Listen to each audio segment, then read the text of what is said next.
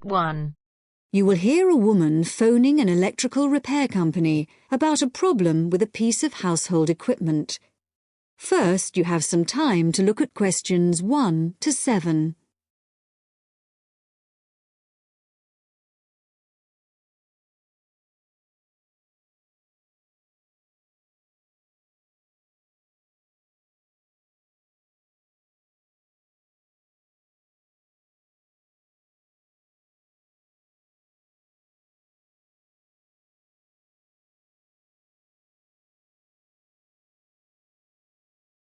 Now we shall begin. You should answer the questions as you listen, because you will not hear the recording a second time. Listen carefully and answer questions 1 to 7. Hello, Sinclair Electrical Services, Kevin speaking. Oh, good morning. I believe you do television repairs. That's right, we do. Well, my television's not working, but I don't have a car. Can you come round to see it? That shouldn't be a problem. Good. Can I just take a few details then? Certainly. So, if I could start with your name? Yes, it's Mrs. Douglas. Douglas? It's double S at the end, actually. OK, and the address?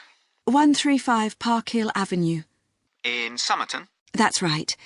And would you like my phone number? Yes, please. It's 765-482. 428? No, 82. OK, right. So, what's the problem with the television? Low volume. Even when you turn it up to maximum, it doesn't seem to make much difference. I mean, it's quite an old TV, but it's always worked perfectly well up to now. And the picture's OK. I did wonder. We had a power cut a couple of days ago, and it's not been right since then. I don't know if that could have affected it.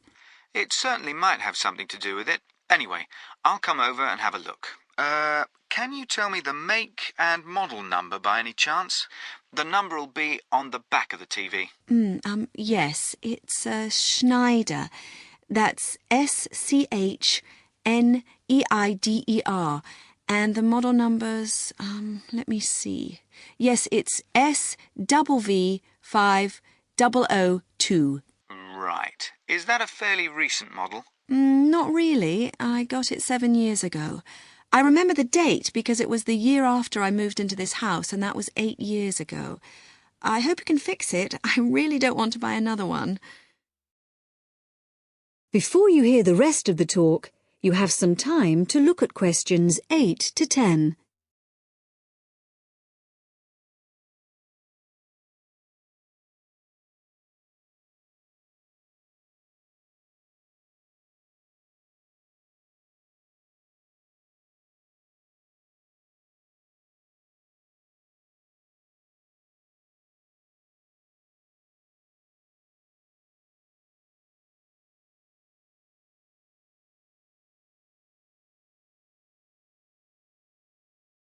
Now listen and answer questions 8 to 10. Well, I'll see what I can do when I come round to the house to look at it. I think I know your road. Is it the one that's off the high street? That's right. The house is on the left if you're coming from the high street, just before the road bends to the right.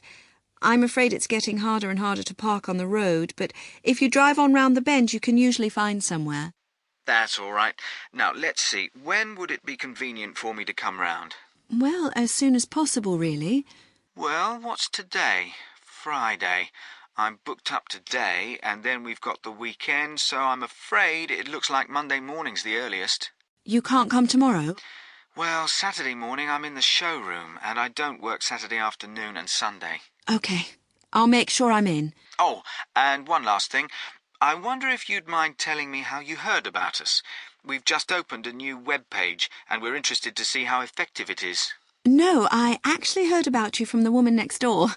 She couldn't remember your number, but I looked it up in the phone book. Oh, right. It's always the best advertising, word of mouth. Right, OK. Thank you, Mrs. Douglas. Thank you. Goodbye. That is the end of Part 1. You now have half a minute to check your answers.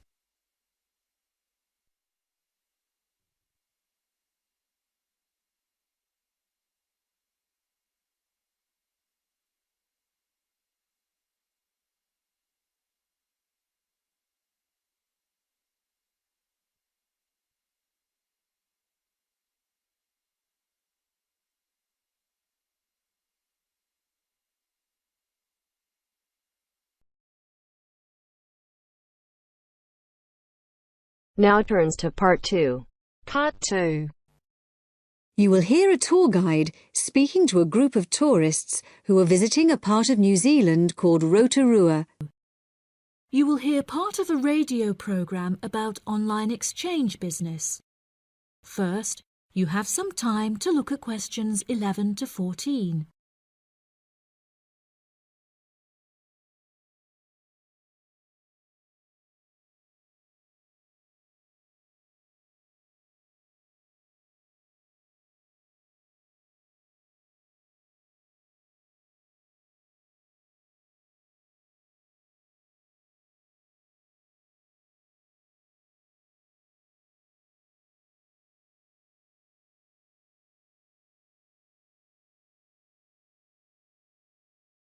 Now listen carefully and answer questions 11 to 14. Hello everyone, and I'd like to welcome you all to Rotorua, one of the most famous destinations in New Zealand, where we have a long history of welcoming visitors. I'd like to explain a bit about the geography of this amazing region, famous for its geothermal activity, and tell you what we've planned for your stay. Well, if you'd like to have a look at the map of the region that's in your welcome pack, if you find Lake Rotorua on the top left, the big triangular lake, we've just driven down along State Highway 5, SH5, down the western side of the lake, and then we turned off through the town, and we're here at the Lakes Motel just around the southern tip of the lake, okay? Now tomorrow we'll be heading off along SH30 in the opposite direction from the town, towards Lake Rotoita, where we'll be visiting the Hells Gate Thermal Reserve. This is the area between the SH30 road and the lake, and I'll be telling you more about this in a minute. We'll then be returning to the motel, and in the afternoon we'll be visiting the town of Rotorua itself, and also the Arts and Crafts Institute, which is just along the SH30 from the motel, where it meets the SH5 outside the town. Now if you look directly out of the motel towards the southeast, in the opposite direction to Lake Rotorua, you can just see the peak of Mount Tarawera, and the day after tomorrow we'll be visiting the volcanic valley which was formed when this last erupted. We'll drive down the SH5 and then head off towards Lake Rotomahana. The valley's on the opposite side of the lake from the mountain, so you can see what a powerful effect the eruption had. There's also an interesting archaeological site, a village buried by the same eruption on the western shores of Lake Tarawera, just to the north, but I'm afraid we won't have time to visit that as a group, although you may wish to go there on your own. However, on the way back towards Rotorua along the SH5, we'll be stopping at Tamaki village, which is on the main road about 12 kilometres outside town. Before you hear the rest of the programme, you have some time to look at questions 15 to 20.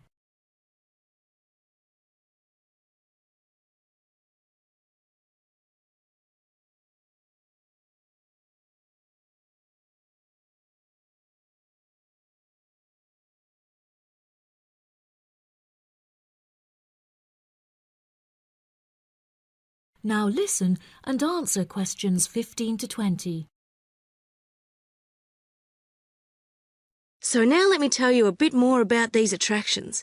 Just driving past the lake and through the town, I'm sure you've realised this is somewhere quite different from anywhere else in the world. So tomorrow, we'll start by visiting Hells Gate Thermal Reserve. This is the most active area of the region volcanically, and you'll see New Zealand's largest boiling whirlpool, where the water is actually 100 degrees centigrade, together with the largest hot waterfall in the southern hemisphere, where it's a more comfortable 40 degrees centigrade. Just right for a hot shower. Entry is just $12 for adults and $6 for children.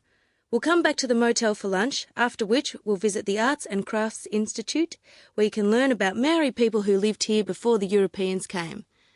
There's a display of Maori carving, showing this traditional skill at its most impressive, and exhibitions where you can learn about the use of geothermal waters for cooking food and for medicinal purposes. Entry is free and you'll find plenty to do there for the whole afternoon. The following day we'll be visiting another highlight of the region, the Volcanic Valley. This is a very new part of New Zealand. The valley was formed less than 150 years ago in 1886 when Mount Tarawera erupted violently, completely destroying the beautiful pink and white terraces that used to attract tourists to the region. After lunch, you can take a boat trip to see the volcanic activity at the edge of the lake. That's $25 for adults and $5 for children. We'll then be spending the afternoon learning more about traditional Maori life and pre-European New Zealand at Tamaki Village.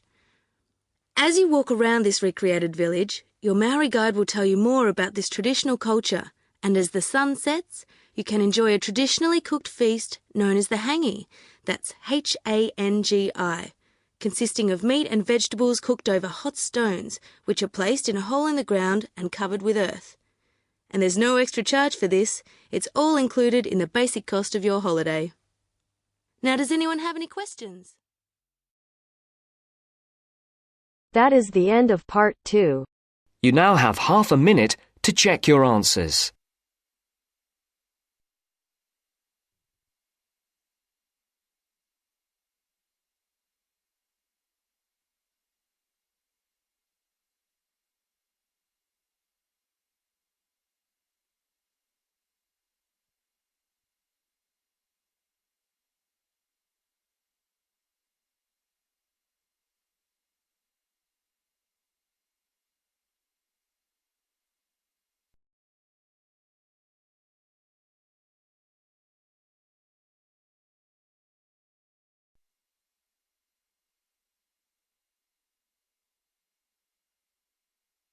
Now turns to part 3. Part 3. You will now hear a radio talk on agricultural regulations. First, you have some time to look at questions 21 to 25.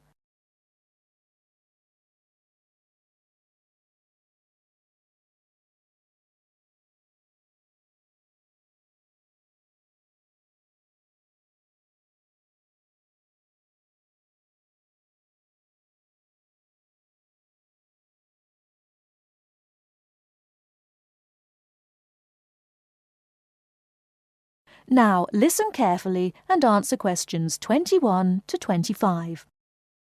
Could there be clearer proof of the arrogance and indifference of those who are supposed to keep our food safe than the muzzling of John Verrill?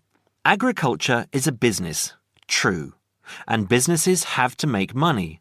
But this shows how ministers and officials put the profits of the agriculture business before the well-being of the British people. Mr. Verrill, a pharmaceutical chemist, was appointed to represent consumers on one of the many committees that advise the government on food safety. When he tried to do his job, though, and wanted to warn ministers of a danger to children's health, he was refused permission to do so.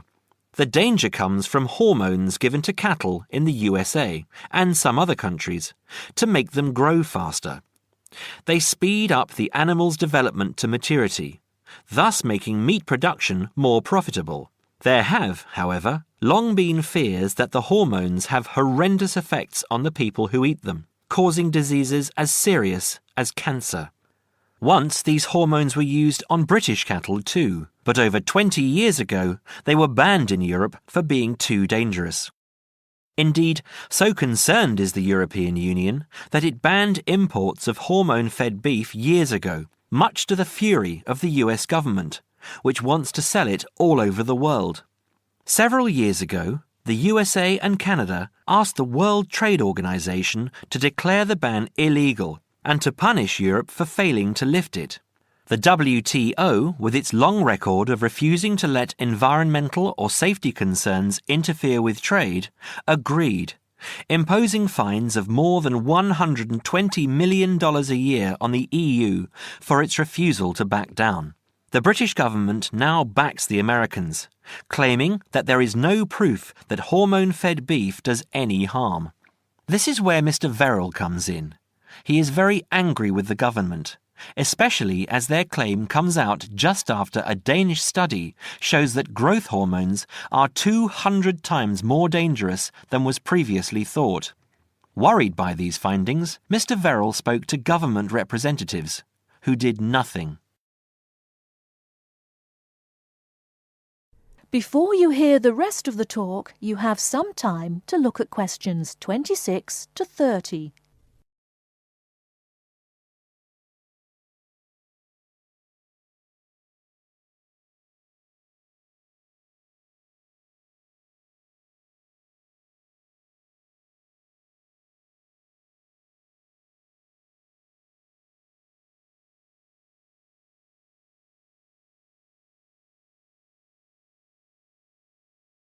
Now listen and answer questions 26 to 30. Not only that, but they have not been testing beef which is imported, which, by law, they are required to do.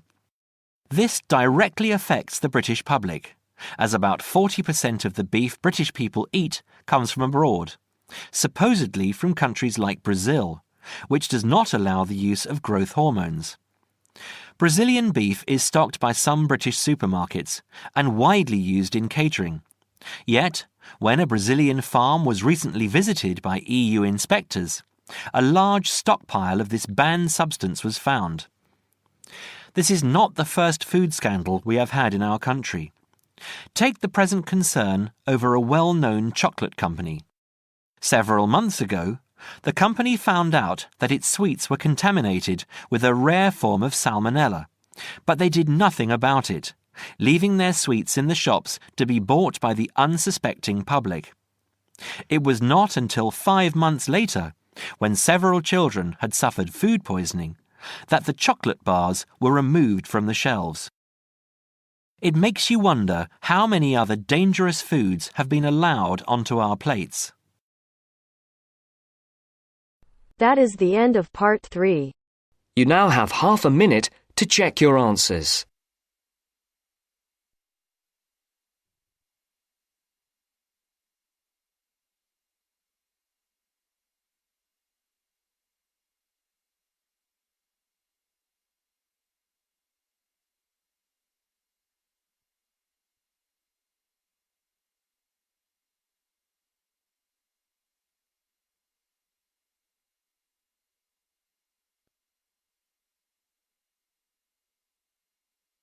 Now turns to part 4. Part 4. Listen to the conversation between Andrew and Samantha. Complete the summary by writing one suitable word in the numbered spaces. First, you have some time to look at questions 31 to 40.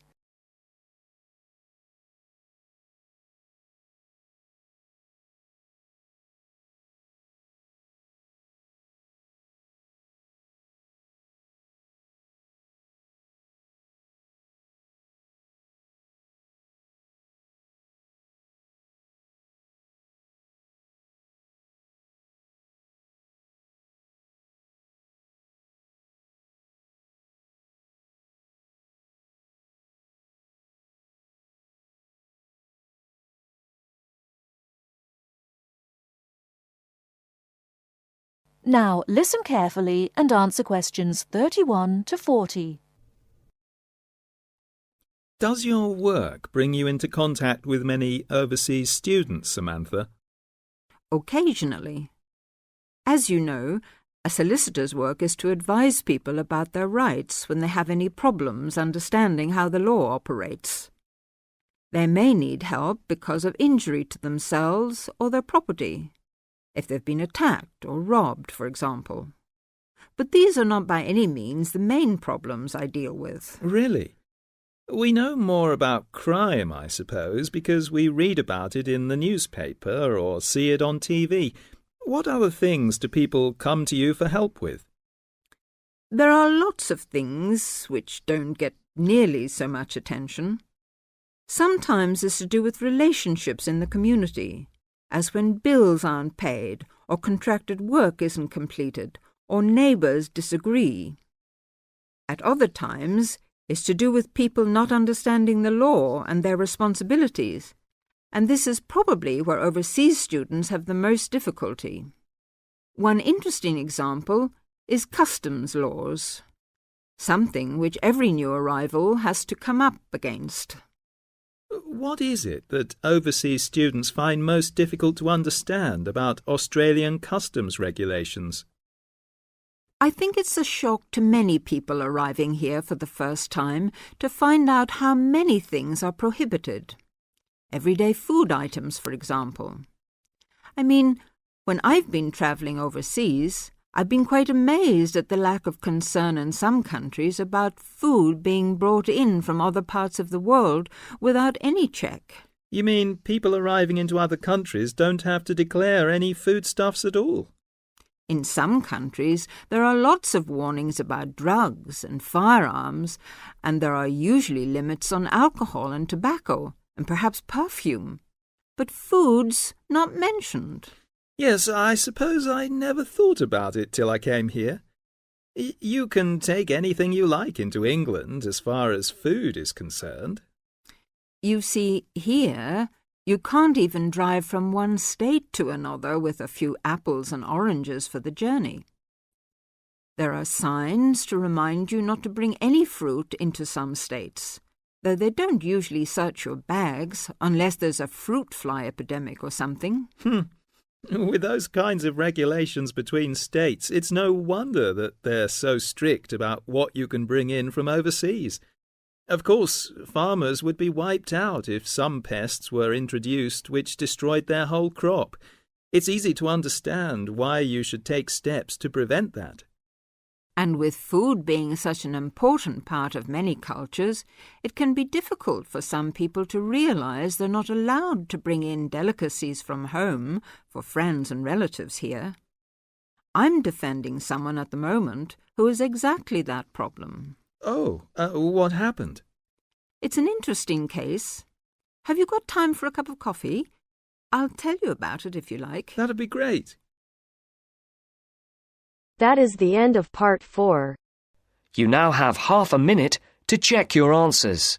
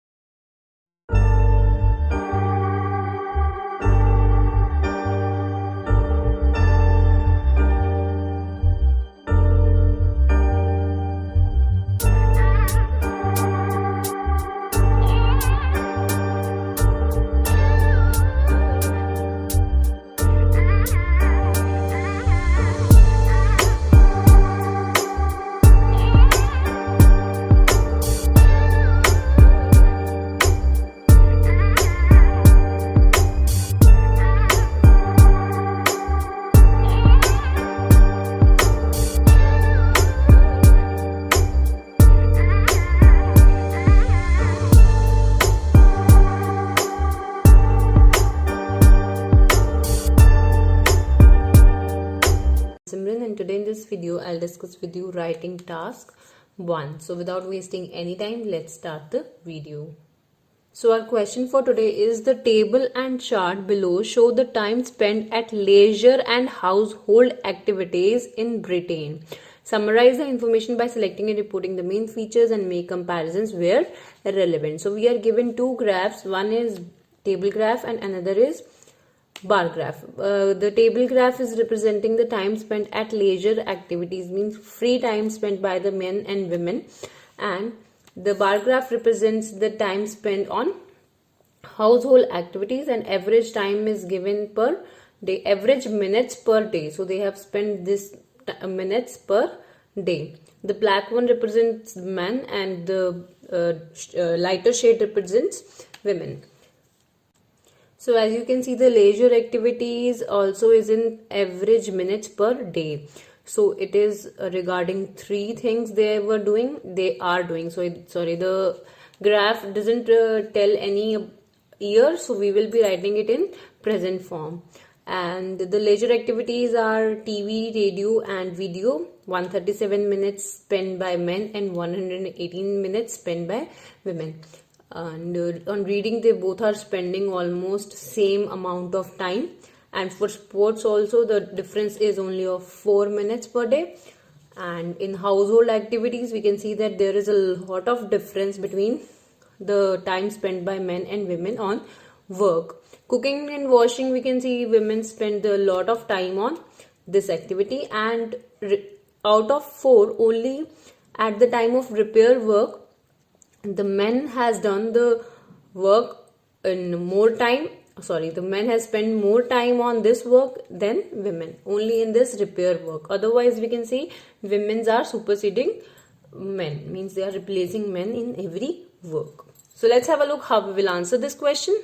So this is our introduction. The rendered means given bar and table graphs illustrate the free time, leisure time and time spent on household chores, means household activities, by males and females in Britain. Overall, it is conspicuous, means clear from the bar graph that except repair work, women do more work than men, but they both spend maximum free time while watching TV, video and listening to radio. So overall means eye striking factor was that on repair work only men spend more time, otherwise women do more work than men, but they both spend maximum free time. As we can see, they both have spent the maximum time on the leisure activities like TV, radio and video, as men spend 137 minutes and women spend 118 minutes. Now in one body paragraph we will discuss about the table graph, and in another body paragraph we will discuss about the bar graph, which represent the household chores or household work done by men and women.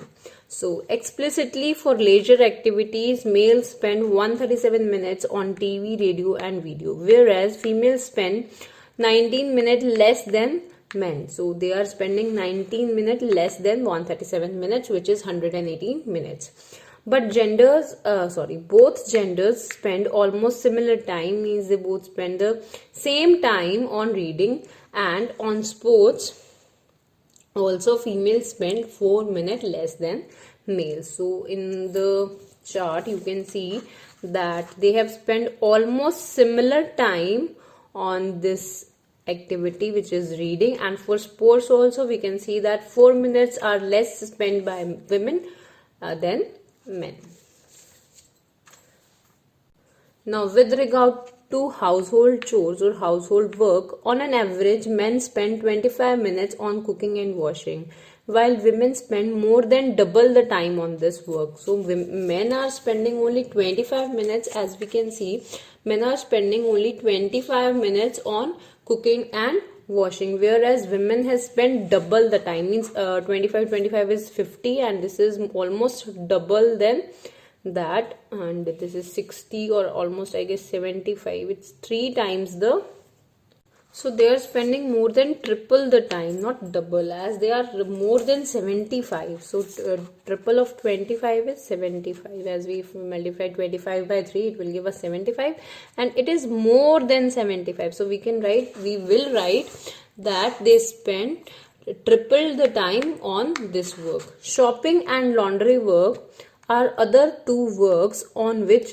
females spend 35 and 30 minutes respectively. For sure, shopping and laundry is clothes washing and ironing, so instead of that we can use the laundry work. So for shopping and for washing clothes and ironing them, they spend the time which is almost you can see 25 minutes on laundry and 30 minutes on laundry and 35 minutes on shopping, so respectively, whereas males spend 23 and 10 minutes simultaneously on the same activity. Lastly, only for repair work, men superseded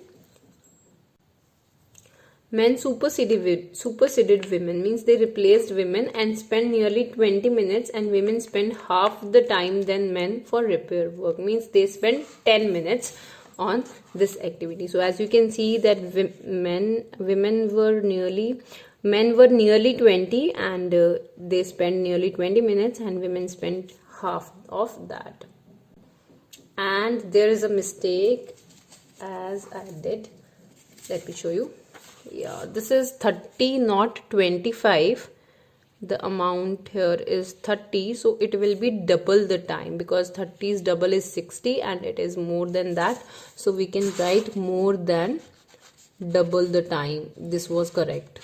Okay, so this was for today. If you like the video, do hit the like button and subscribe to our channel. I'll meet you in the next video. Till then, bye bye and take care.